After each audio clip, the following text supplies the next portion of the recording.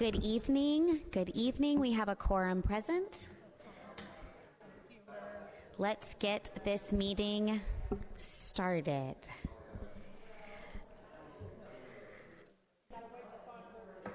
It is 5:30. That clock is wrong. Can we get everyone to sit down, please? Thank you so much. We're going to start with the Pledge of Allegiance. And Emily Markley will be starting that for us.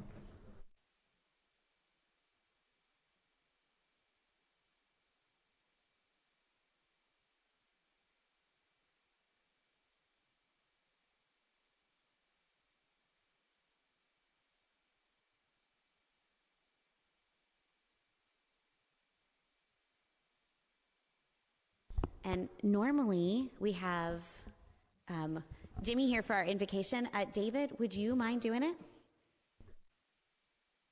For this evening, we thank you that we can get together and celebrate these work anniversaries, Lord. We just ask that you watch over us as we conduct the business of this city. Lord, we know that you're present among us, and we just thank you for that. We ask that you watch over us tonight as we have wisdom and discernment. Decisions need to be made for the city. We ask all this in your name. Amen. We have the wonderful, wonderful honor of starting this evening with service recognition. So I'm going to come down to this podium.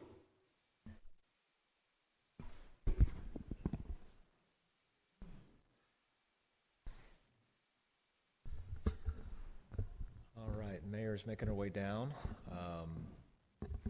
Is it on? Okay, great. So we do have a number of service recognitions today. We have actually 6 that we're going to recognize today for their service.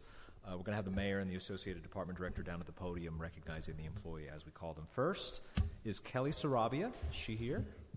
She's not here today. Okay, well, I just want to make mention that Kelly has been with the city for 20 years. She began her career with Meadows Place in August of 2004. She received Officer of the Year in 2006. Kelly is responsible for starting the Safe Place in Meadows Place, which is a safe place for kids to get help if they see a decal posted in a home window. She's also served as an instructor for RAD Kids at the Meadows Place Police Department. And Kelly is known for building a good relationship with the businesses and created regular business checks every shift, now known as the Business Check Program. On a personal note, I want to mention that Kelly has always been one of the kindest and most generous people that I've known. Every time I talk to her, it's always a privilege and a joy. So, Kelly, congratulations on 20 years. Next, we have Dan Denny, who is here tonight. Mr. Denny, you want to make your way to the podium? There he is. Dan began in our Public Works Department back in 2009. He helped construct our most recently named Lake Jessup. He also helped install that reclaimed irrigation system we have there. Dan transferred to Parks in 2012. He built the pool's water slide, a very popular amenity in town. He also helped install the splash pad. He's assisted with the Healthman Park, Brighton Park, and Meadow Valley Parks playground installation. Dan was instrumental in remodeling the Nature Center and constructing the 3-story tree house back there. He is truly a jack of all trades: plumbing, air conditioning, carpentry, painting, landscaping, electrical, mechanical, and has a plethora of overall historical knowledge. Dan is eager to help however he can and truly cares about the Meadows Place community.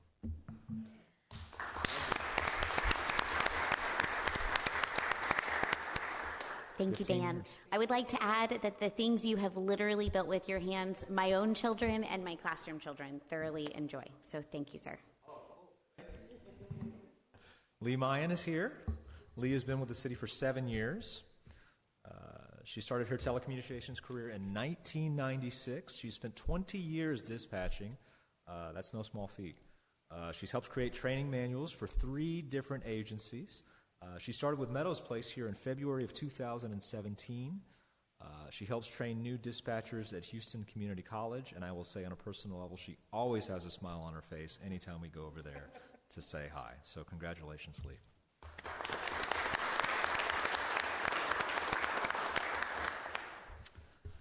Next is Alejandra Adames. There she is. 5 years with the city of Meadows Place. She started in law enforcement in 1997 at Rice University as a police dispatcher. She tells me she has stories. She completed the police academy in 1998 and transitioned from dispatch to police officer. She retired in 2019 from Rice University with the rank of sergeant. You've already retired, the rank of sergeant. She began with Meadows Place Police Department in July of 2019 as a patrol officer. She very quickly was promoted to sergeant in November of 2019, that same year. She was promoted to lieutenant in November of 2020, 1 year later. And since coming to Meadows Place PD, she has been promoted twice. She's received the Chief's Award, and she's completed the FBI Law Enforcement Executive Development Association. 5 years. Congratulations. Thank you very, very much, ladies. Appreciate it. Next, we have Angie Hernandez, who's not here tonight. She has been here for 5 years. We first got to know Angie with our permits, helping out with the permit technician. She's most recently moved into code enforcement and has really picked that job up, and quite frankly, I think is really enjoying that work. Before Meadows Place, Angie worked in the city of Pasadena for 13 years for permits and also for code enforcement. She came to us in July of 2019. She, of course, worked in permits, did move to code enforcement early this year. She's taken to that job very well. She's learned the codes.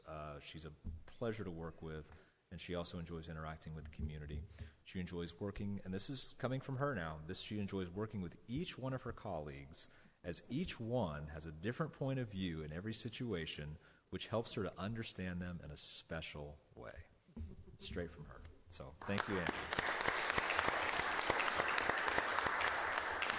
And then finally, Liliana Varuni, who is not here tonight, is celebrating 5 years. She's been in the accounting finance office for 3 years and currently serves as the accounting specialist. Prior to this position, she was the utility clerk for 2 years. Liliana has been instrumental in digitizing the city's accounts payable records, making it easy to find invoices for any of the last 4 years, which is a big help. Her attention to detail and thoroughness has made her an asset to the accounting office. I second that. In addition to paying and answering vendor calls, Liliana assists in cross-checking payroll, translating for court, and providing backup to the front office. Prior to working at Meadows Place, Lily worked at the city of Sugar Land in the 311 department for 3 years. She now has been at Meadows Place longer than any other place job-wise, so she must enjoy, and this is coming from her, she must enjoy the people and the work. So congratulations.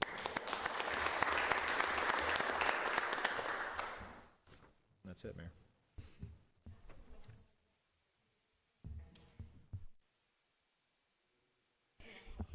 If we can have...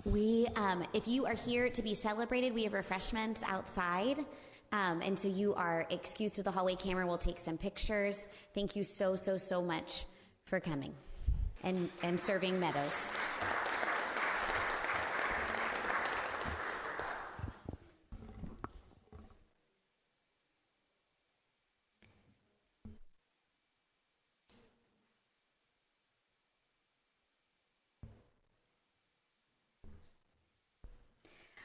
That brings us to the next part of our agenda. We are going to move on to reports, and we'll start with the police department and Chief Stewart.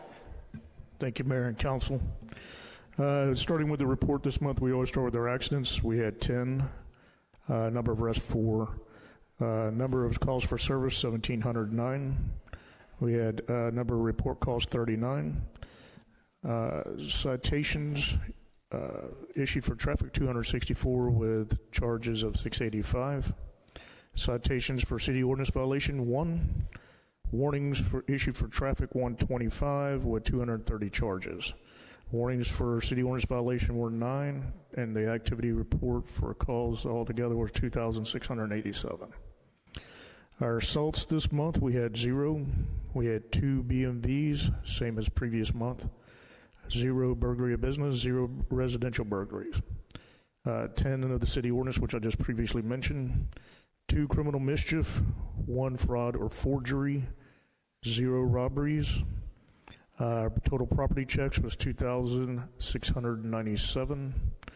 We had 4 thefts, 0 unauthorized use of a motor vehicle, and on our TLC there was 8 that passed, 2 that failed, with a total of 10 contacts. The breakdown for the city ordinances and warnings issued were 5 for solicitor, 1 for loud noise at various locations. We had 1 loose dog, 2 junk vehicles. The citations issued for city ordinance violation was for the junk vehicle. In relation to the accidents previously mentioned, 2 had property damage in the roundabout.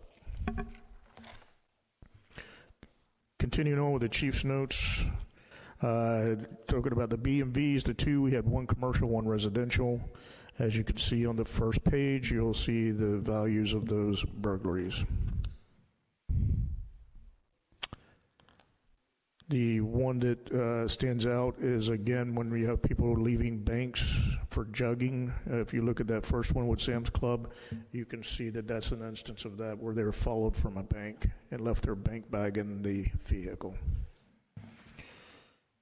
Criminal mischief was 2. The fraud and forgery occurred at Northern Tool with the information there, and the total value on that was about $1,200. Theft is down 1. We had 4, and you can see these are at our normal places where they seem to have a problem, even though we've tried to educate them many times on some of these same issues. Going on to our flock on page 4, the flock safety hits were down about 16 from the previous month. They're doing their job. People realize we have them, and the crooks are avoiding them. So we had 59 hits, 5 for stolen vehicle, 20 sex offender alerts, 1 stolen plate alert, 2 for gang, 1 for missing persons, 0 for warrants, 29 for protective order, 1 other agency hot list. 17 of those hits for protection order were 3 repeat vehicles. In relation to flock, the flock was utilized in a case where a resident found a vehicle in the street and had some tools removed from the vehicle. We were able to use surveillance that was captured to and the flock to locate a suspect vehicle that we're investigating right now. On the criminal mischief, also a suspect vehicle was also identified through the flock system. Notable information, you'll see there's a couple things that are marked that I will not go into detail on, but I will update you on some cases as y'all previously asked for. On our robbery case from the CVS, where it was at gunpoint, we do have a suspect.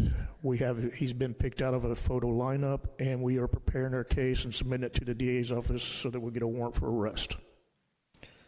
The home invasion, I will let you read that information that I provided for you in the packet, and it's not to be disclosed. The FSGI, where the long crew was hit by a mirror off of a FedEx truck. We were working with FedEx to identify the driver. Our UUMV case, where borrowers stopped a vehicle on traffic violations and found that steering column was damaged. It came back as stolen. The driver was arrested. That driver has now been true billed through the grand jury, so they will be arrested as soon as we get the warrant. The other case is confidential at this time because it's still an ongoing investigation, is listed there, and you can see that involves child pornography. On additional notes, our grant status is in progress for several of these things, but our dispatch console replacement, we're just waiting for a couple of quotes to get that listed out. I think you'll see some of that in your packet tonight. And we're still seeking a grant for the in-car cameras. Also to mention where we are on the Cheatham FEMA recovery team with Anna Maria and Assistant Chief Ashton have made some submissions and has been approved by FEMA, and we're waiting for approval through Cheatham. As additional notes go, we also got to be there for the dedication of Lake Mary Jessup. We were glad to have that. Everything went well at Christmas Memories, and we enjoyed being out there with the community as always. Patrol, our newest officer, is doing well and advancing through her training, and moving right along. She is doing amazing. Dispatch, same thing. Our new TCO officer is on the evening shift. She's here tonight, and she's doing a great job as well. We have no current applications for our bailiff position that's open, but we are still currently seeking to fill that position. And just as a reminder that it's a busy time of the year, but we're ready to meet those challenges. I just wanted to assure that our team is ready for mayor and council. And that concludes my report. Thank you so much, Chief. Council, were there any questions for Chief? Not necessarily for Chief, but just for the staff. Are we pursuing the insurance on the one vehicle that caused damage, or how much damage was done? Some down signs, the one in the roundabout? I'm sure everything's been turned over to our city secretary, but I'm not, I believe it is. Did he come in and pay? He paid the city directly. The one with 18-wheeler, he spent the night in the parking lot and paid in the morning, paid the city directly. Okay. I didn't want to speak ahead, but I thought that was the case. Yeah, usually the guys with commercial licenses don't want to get the insurance involved.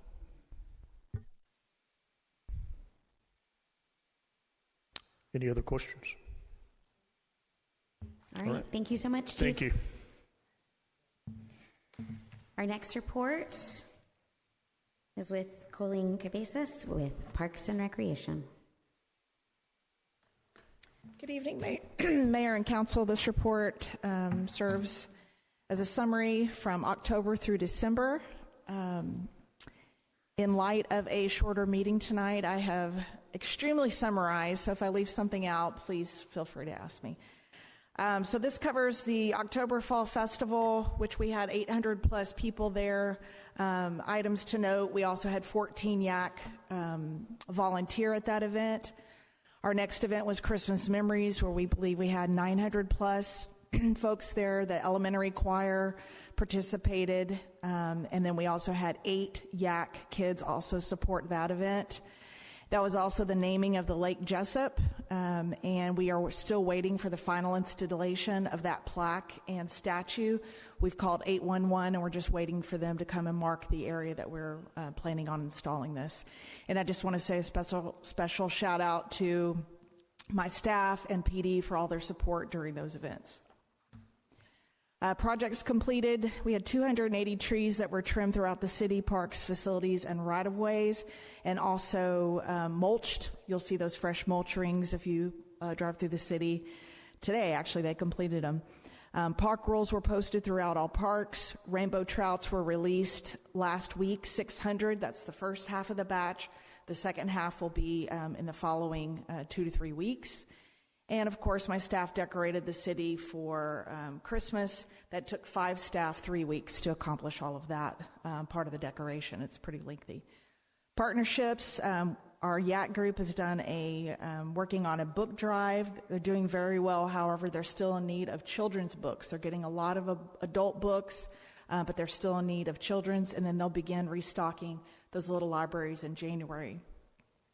I participated in a CPAC meeting, that is Campus Planning Advisory Committee, that's organized through Meadows Elementary, and it has community leaders, school teachers, principals, and other adults within the community, all really just to come together on the same page for planning purposes and communicating on what's going on in the community and the school together and how we could work better together. So item to note there is that they are fully staffed. I thought that was an interesting thing to know, that they are fully staffed with all teachers. And out of 487 students, you already have 486, I believe the numbers were. You were just two under your total capacity. So that's pretty outstanding for our little Meadows Elementary over there. Not little anymore, actually. Much bigger than it used to be. Also, Meadows Place has helped as a collection site for canned goods and blankets for the Meadows Elementary Honor Society. And then today we had a joint meeting with the Meadows Marlins swim team and the city to discuss 2025 season. Upcoming, the Community Center Phase 2 updating will begin in the next couple weeks, and that is we'll be painting all of the cabinetry and doors in the facility. You know, recently we just redid the flooring and added the wood accent walls. and just have really tried to raise the standards there. That does stay continually rented, and we just want to make sure that we're keeping that in top shape. Our next item is lake trail maintenance. That will include fluffing of the DG, adding additional corrosion prevention along the beach area, and we will be installing some educational signs as well, and then also the mayor's plaque and statue. And then my last item to note is the Nature Center. We will be closing January 21st through the 24th for a maintenance closure. This is something we do every year. We do a deep cleaning. We also take that time to do remodeling if needed, which we will be doing a little bit this year, more so in some closet space. The public won't see that, but we sure will. And that concludes my report. Thank you so much, Colleen. Council, did you have any questions for Colleen? Great job on the Christmas memories. We sold out of everything, and then the Yak was kind enough to take all our trash, so I didn't have to go dump it. So tell them thank you. Yes, ma'am. Thank you. Also, I think the citywide Christmas decorations were up quickly. I know it said 5 days, but it was good to see them up, and they look nice. 5 staff, 3 weeks. Oh, 3 yes, weeks, okay. Thank you. I 5 and 3, okay. Yes, sir. Thank you. They look good. Thank you. The city does look great. All the decorations look good. They always seeing them working so hard. I mean, anytime you go by, you can always see your staff working hard. Meadows Memories was incredible. I had a little one that couldn't sleep the night before because she was so excited. So they did make memories, and thank you to you and your staff for that, and PD as well. So Yes. Thank you. Thank you. All right. Thank you so much. That brings us to the Fire Department monthly report for November 2024. We did not receive a report from the Fire Department, so we will be for sure backtracking when we come to the January meeting. And that takes us to the City Administrator's report. Nick? Wanted to simply mention our holiday schedule here at the city. Next week, we will be having a staff luncheon on Monday the 23rd, beginning at 11:30 a.m. In years past, Santa Claus has allowed city staff to leave after that luncheon on Monday, but we will see what happens this year. In any event, on Christmas Eve and on Christmas Day, city facilities will be closed. And then on the Wednesday, January 1st, New Year's Day, city will also be closed on that day as well. That concludes my report. Thank you so much. This evening we are going to recess into a special meeting, recess to the special session to convene into executive session pursuant to the Texas Open Meetings Act, Government Code Section 551074, deliberation regarding appointment, employment, evaluation, reassignment, duties, discipline, or dismissal of the city secretary.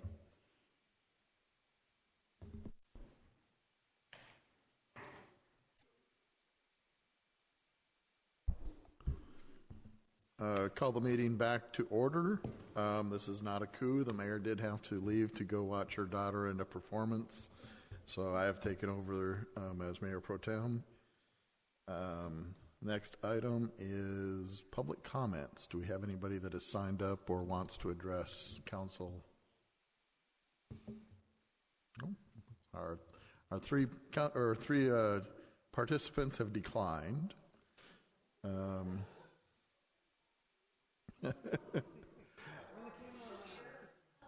So for the mayor and council comments, the mayor did not leave me a list. Under council comments, we have the Bikeway Mobility Project. We still have not heard back from Centerpoint.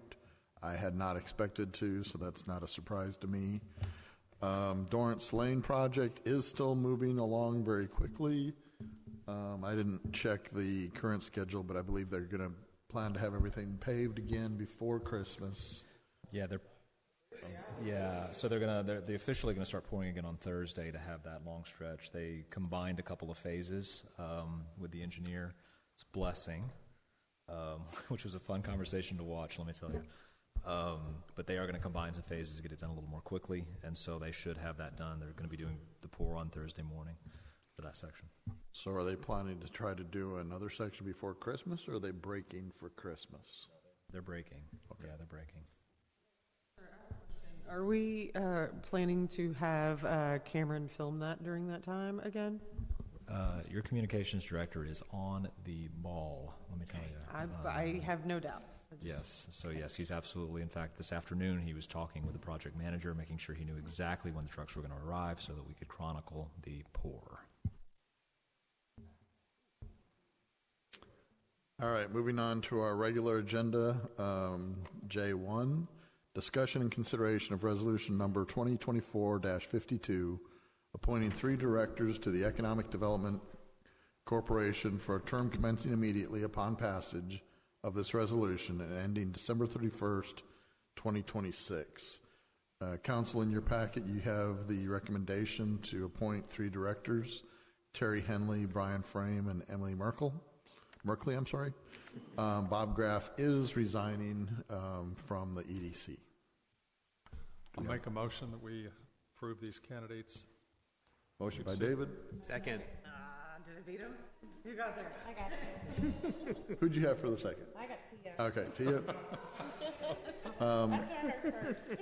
So we have 3 appointees for 3 positions. Any comments or questions before we vote?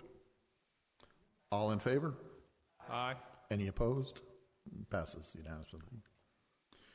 J2, discussion and consideration of resolution number 2024-53, appointing 2 commissioners to the Planning and Zoning Commission for a term commencing immediately upon passage of this resolution and ending December 31st, 2026. And the recommendations are Matt Altamari and Meredith Smith. They're both on there, I believe. So these are reappointments. Yeah. Yes. Motion by Tia. Second. That was Second. me. Second by Kurt. Any comments or questions? All in favor? Aye. Any opposed? Passes unanimously. Number 3, discussion regarding the wastewater treatment plant rehabilitation project. Rod?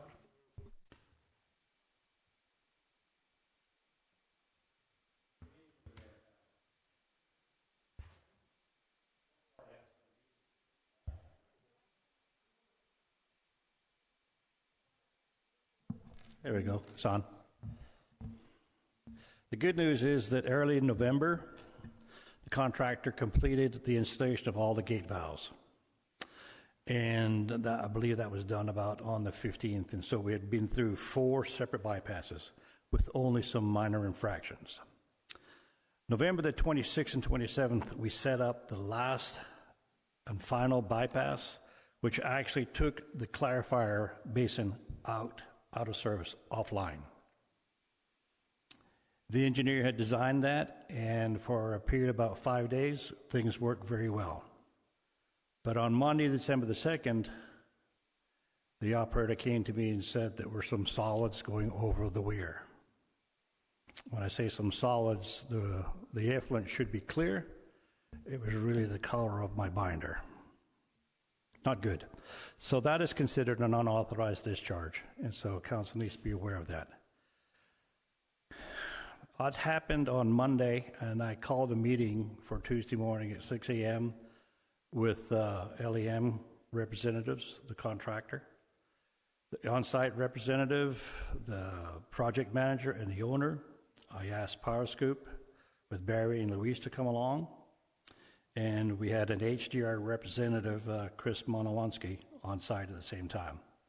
I also had a vendor with MagnaFlow come just in case, and I'm glad I did have him there in the morning.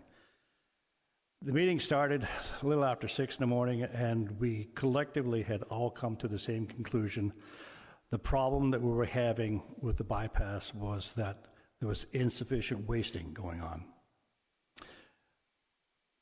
The process that we do in the wastewater treatment plant moves solids around. We have contact, stabilization, we have aeration, we have clarification, we have re-aeration, we have chlorination, and we have wasting. The solids were building up in that bypass chamber, in the chlorine contact chamber actually, because we were unable to waste effectively. The engineer was unaware of a partition that was in a wasting channel, which was preventing us from getting our solids effectively removed from the treatment plant. We all agreed, after some lively discussion, that we had identified the problem. That was basically at 7 o'clock in the morning. The engineer recommended that we install an additional wasting pump, a small one, in a specific location and transfer those solids to our digester. He also suggested, or he did suggest, that we contact the TCEQ, which we did within the time frame. We have reported the unauthorized discharge to the TCEQ, and they have not been on site as such. But they are aware of the fact that we are under construction, and so I would anticipate there will be some review of our response to this situation with the TCEQ in the future. We have removed, with MagnaFlow on site, I asked them for an emergency response, and I had a crew on site by noon on Tuesday. We had about 215,000 gallons in the chlorine contact chamber that were contaminated or overloaded with sludge. They have been working since that point in time, and they're just about finished today with removing all of that sludge. That's the good news. The bad news is I'm having a difficult time keeping the wasting pump running from where the engineer decided that the solids are too heavy and putting them into the digester.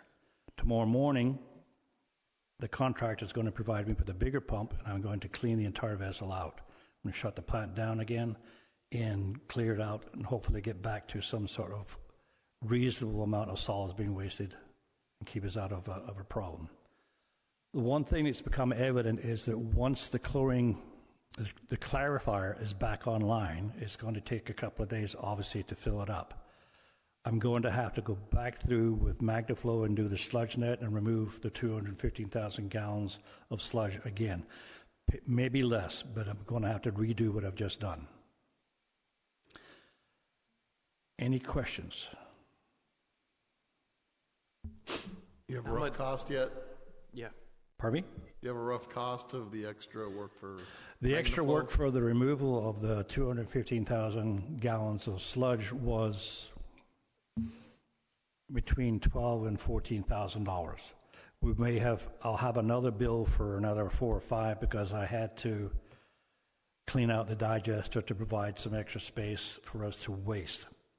When we're wasting, normally it's a very thick sludge. When we're wasting in this condition, it's a very light, a lot of liquid, and so I have to create capacity in my digester, decant it, and then remove the solids later. Rod, do you want to mention our discussion about how to cover that cost, that extra cost? How to cover the extra cost? Yeah, change order versus... Yes, the contractor was very anxious to get in there with a change order, and under the engineer's direction, since they designed it, we'll have to follow their direction to correct the situation. The engineer decided that we just needed that small bypass pump to transfer the solids, and we followed his instructions. I took it upon myself to do the cleaning of the chlorine contact with the 215,000 gallons of sludge, not run it through the contractor because there would have been a tremendous amount of markup there. Contractor was very willing to help us, and PowerScoop has done a great job managing the MagnaFlow, etc., and running the bypass pump. But again, we're having some difficulty with this. Just happened today, Nick. The transfer pump keeps clogging because we've got a tremendous amount of debris in the bottom of the treatment plant. A month or two ago, we cleaned out the original contact basin, and it cost us almost $49,000 to clean that one small basin out. The debris that was in the bottom of that vessel was about 4 to 6 feet deep.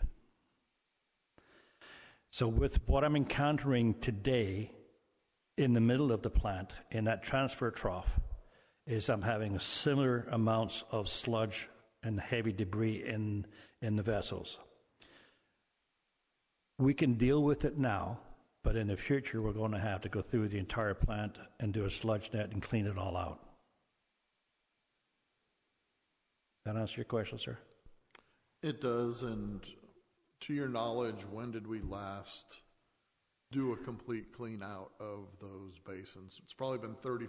It may never have been done before. What I'm saying is never been done. The amount of debris that we have in there is proving to be difficult to deal with in this very in this situation with with the last bypass. With taking the clarifier bridge offline is a very big vessel, and so what's happened is my detention time, the amount of time that the solids are in the plant and the contact for chlorine is right at the limit. It's very short. Normally, we have a lot longer to do our business in the plant, process the material, and get it taken care of appropriately. Right now, with this bypass, I have no time, nothing to spare. Right, and we bid the original contract, then we lowered it because we combined some phases. Mm-hmm. How much did we save when we did that? Was it $250,000? 1.1 million or 2. It wasn't a million. It was 4.2 down it was to a little over 4, 3.9. and we brought it down to 3.95, and I don't remember. It was a couple $100,000 at least. Right. I don't remember exactly. And Council, here's what I'm thinking is, once we get the plant back online, we use whatever we saved, and we go in there and get this thing cleaned out and get it back to full efficiency. Otherwise, we're just going to continue. You know, if we've got 6 feet of sludge and, 12, 14 feet deep? Yeah, they're closer to probably 18 to 20, but there's still, you're correct. The amount of debris it's in the bottom of the vessels is limiting or reducing your capacity.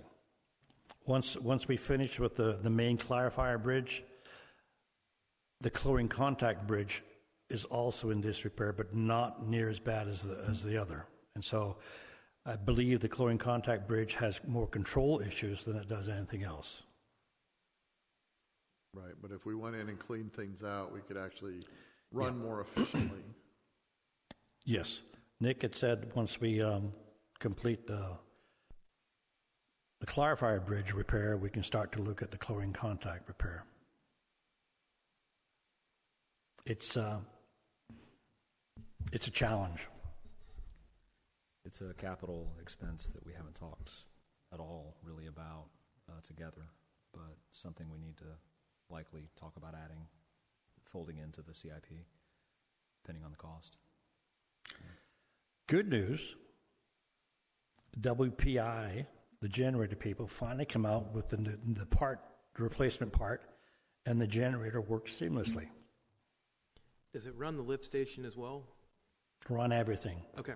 There's about a 3-second delay when the power goes out before the generator picks up, and it runs everything. Everything goes back on automatically.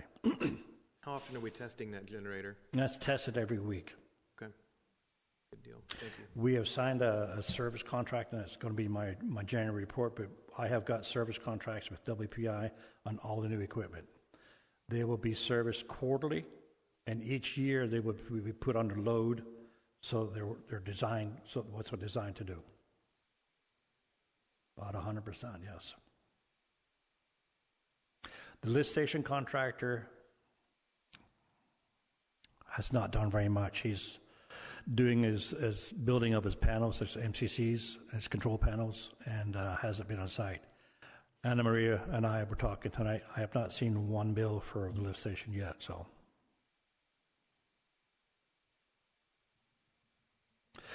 So given what's happened recently out there at the plant, I asked for this item on the agenda just so Rod could visit with you guys about what's happened recently. It's been a lot, and just wanted you guys to dialogue about it, because when the solids started going over the weirs, that's a big deal. That's if we had not addressed this rapidly, it's the kind of thing that would put your picture on a front newspaper, if we had a newspaper. As I mentioned earlier, I don't know anything about anything, and I know it's not good to have solids in your chlorine contact chamber. And so when you have that stuff coming out of the back of your plant, you want to take action immediately, and we did take action immediately. But the fact that we're under construction and that we immediately contacted the engineer and the contractor, met on site, I think those were appropriate actions to take as soon as we found out what was happening. And so I want to commend Rod and everybody out there for taking action as soon as they did. The one thing that the engineer did want us to do was increase our sampling for our mixed liquor settable solids, and we've been doing that daily at his request. That information will document how we've responded by reducing the load of the solids in the plant. My biggest issue now is slowing them down and keeping them in the plant. We had, before we shut down the clarifier bridge, the majority of the solids were being held in the in that basin. The contractor spent basically $535,000, which was on the bid tabulation, to remove all the solids that were in that basin. The issue now is slowing them down sufficiently so that they don't get into my final chlorine contact chamber and over the weir. And that's where the engineer wanted me to install that small bypass pump. He only wanted a 3-inch pump to be run 3, 5, 6 hours a day. But because it clogs with all the debris that's down there, I'm going to go in and I'm actually going to clean that entire trough. I'm going to shut the plant down and clean it down with a big pump, and hopefully we'll be able to get a hold of our solids. Rod, you can fuss at me later, but any council member that wants to visit the wastewater treatment plant at any time. It is a very interesting place to see at this point in time. It is. We have the contractor removing the bridge, which Cameron showed you. We've had 2 or 3 vacuum trucks on that side of the plant cleaning up that chamber, and then on my side, on the other side, on the chlorine contact side, I've had MagnaFlow doing the sludge net, and we've had tankers coming in, and it's just being a very busy place. A lot of people working. I mean, you go out there and usually when you go out there, it's just Rod out there and maybe an operator. It gets quiet sometimes, but that's okay. But lately it has been busy, a lot of activity. And so I'm not kidding. I mean, anybody that wants to go out there and visit and actually look at the plant in its state right now, where it's essentially empty and you can see the inner workings, it is a neat, unique opportunity to take a look at the largest and most expensive piece of infrastructure in this town. Rod, will you be out there tomorrow morning? Yes, sir. What time do you want to go? 9? Sounds good. Okay, I'll be out there. Steel-toed boots? I'll bring you a lifeline. Any other questions? We're not out of the woods yet. We have the situation pretty much under control, but we're not out of the woods. We have to wait. I'm going to have to continue to deal with this short cycle in the plant until the clarifier is back online. But I've already arranged with MagnaFlow to come back out. As soon as we start to do that transfer and that chamber starts to fill up, we'll go through and clean up the back end of the plant again. All right. Thank you, Rod. Thank you. Item 4, discussion and consideration of ordinance number 2024-54, amending the general fund budget for the fiscal year ending September 30th, 2025, increasing line item 100-050-510-100, police department salaries, $16,500, and increasing line item 100-020-510-100, administrative salaries $3,500 for the emergency management stipend. Council, as we discussed, this is to cover the additional work that's going on with emergency management. The amount of reporting and everything else that is required now is become quite extensive in order for us to get our reimbursements from FEMA and keep our certifications. Any questions? Motion to approve. Motion by Kurt. Second. Second by Tia. All in favor? Aye. Any opposed? Passes unanimously. Number 5, discussion and consideration of ordinance number 2024-55, calling a joint public hearing before City Council and the Planning and Zoning Commission to be held on the 20th day of January 2025 at 6:30 p.m.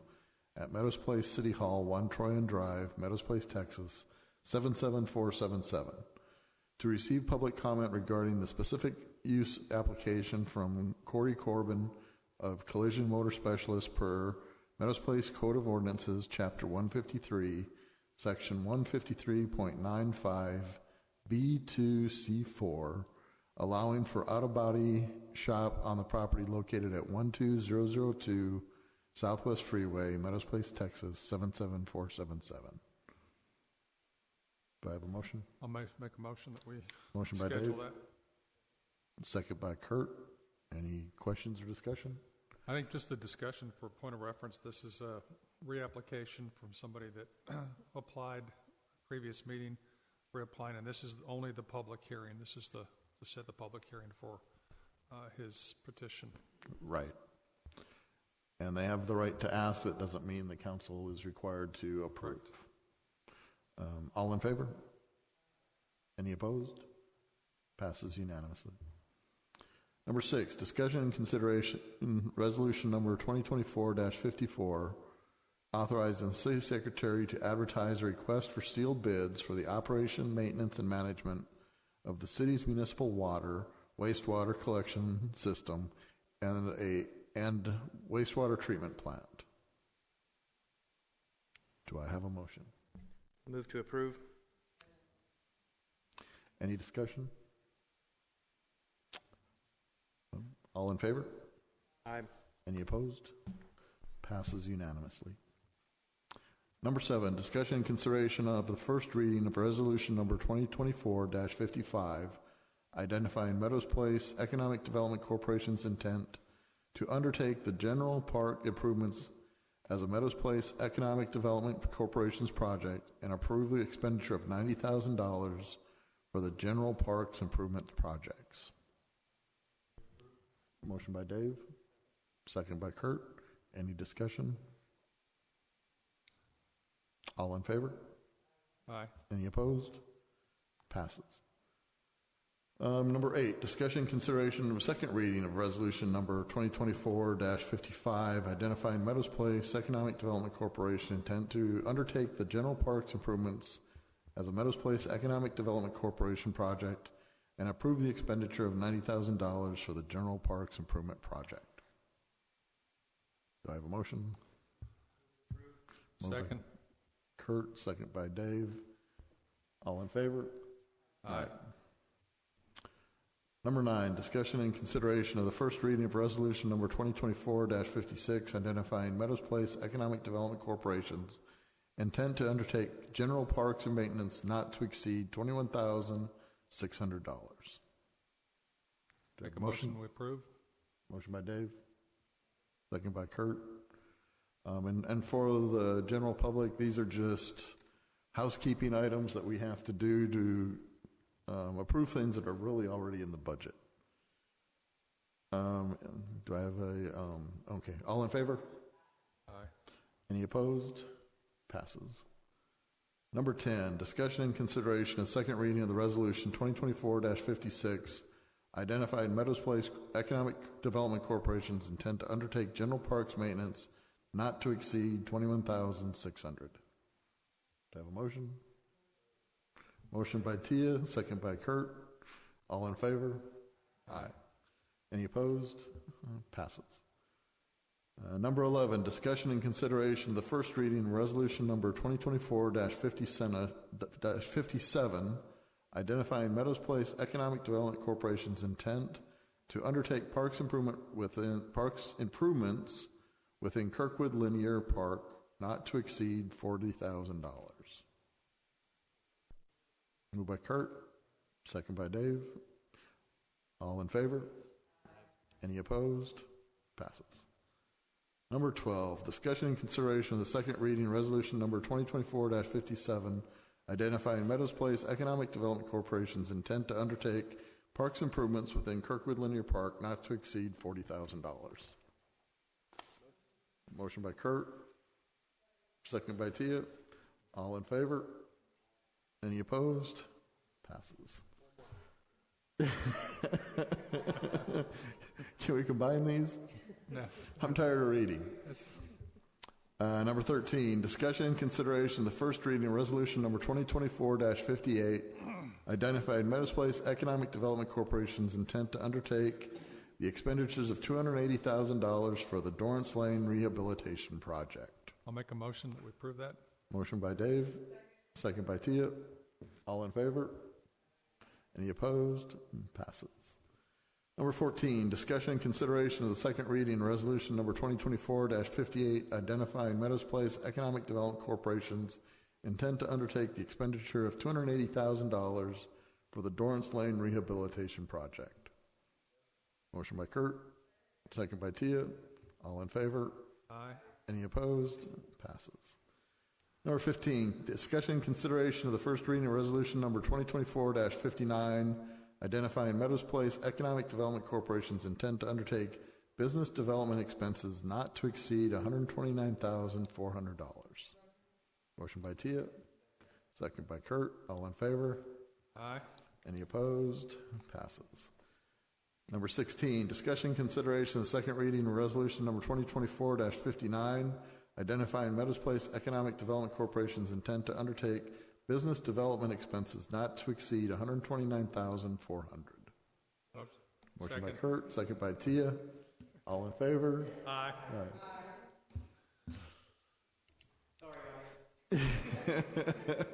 It's getting a little punchy up here. Number 17, discussion consideration of resolution number 2024-60, authorizing the mayor and police chief to submit a grant application for the SB 224 Catalytic Converter Grant Program. Motion. Motion by Dave, second by Tia. Are there any questions or consideration? Sounds good. All in favor of requesting grant money? Aye. Any opposed? Passes. Number 18, discussion and consideration regarding resolution number 2024-61, authorizing the mayor and police chief to submit a grant application for the replacement of the dispatch console to the Office of the Governor, grant number 5245401. Motion by Tia, second by Kurt. All in favor? Aye. Any opposed? Passes. Item K, consent agenda, which are our minutes for November 19th, 2024, special council meeting. Motion by Kurt. Second. Second by Dave. All in favor? Aye. Any opposed? Passes. With that, we are on to item L, which is adjournment. Without objection, we are adjourned.